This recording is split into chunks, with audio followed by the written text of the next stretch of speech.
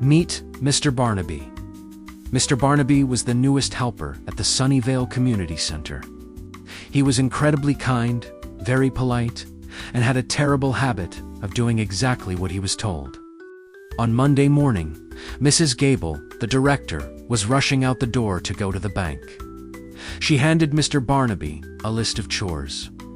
"Mr. Barnaby, I need you to get the center ready for the afternoon kids club," she said. "Please check the clock in the hallway, change the channel on the TV, and pack the lunches on the counter. Oh, and if you have time, dust the piano." "Consider it done, Mrs. Gable." Mr. Barnaby smiled proudly, doing the chores. As soon as Mrs. Gable left, Mr. Barnaby went right to work. First, he walked into the hallway and stood right in front of the giant grandfather clock. He grabbed a black marker from his pocket. "Let's see," he muttered. "Mrs. Gable wants me to check the clock."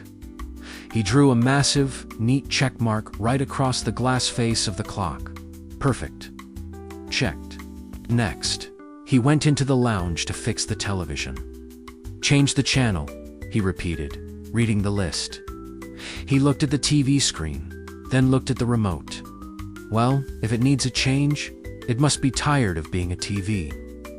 Mr. Barnaby went to the supply closet, grabbed a roll of festive wrapping paper, and carefully wrapped the entire television like a birthday present. "There," he said. "Now it's a beautifully wrapped box. That is quite a change." Then he walked into the kitchen. On the counter sat 10 brown paper bags and a loaf of bread, some turkey and cheese. "Pack the lunches," he read. He frowned. "Pack them? Like a suitcase?" He ran to the closet, pulled out a large travel suitcase, and began folding the slices of turkey and cheese neatly like t-shirts, stacking them inside the luggage. He placed the bread at the bottom so it wouldn't get wrinkled. He zipped the suitcase shut with a click. All packed for their trip. Finally, he walked over to the shiny, black grand piano. He looked at the bottle of spray and the cloth in his hands, then shook his head. "Dust the piano." "If you say so, Mrs. Gable, but it looks perfectly clean to me." He went outside to the flower bed, scooped up 2 big handfuls of dry dirt, and walked back inside. With a big smile, he scattered the dirt all over the shiny piano keys. Much better. Now it is thoroughly dusted.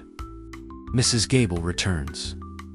An hour later, Mrs. Gable walked back into the community center. She stopped dead in her tracks. She stared at the giant check mark on the grandfather clock. She walked into the lounge and gasped at the television wrapped in birthday paper. She wandered into the kitchen and found a suitcase full of turkey slices. And finally, she saw her beloved piano covered in actual mud. "Mr. Barnaby!" She shrieked, clutching her clipboard. "What on earth happened here?" Mr. Barnaby beamed. "I followed your instructions to a T, Mrs. Gable.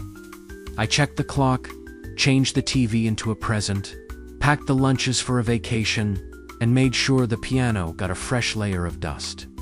Mrs. Gable opened her mouth to yell, but then she looked at the suitcase full of cheese and the giant check mark on the clock. It was so completely ridiculous that she couldn't help it. She started to giggle. The giggle turned into a chuckle, and soon she was laughing so hard she had to sit down.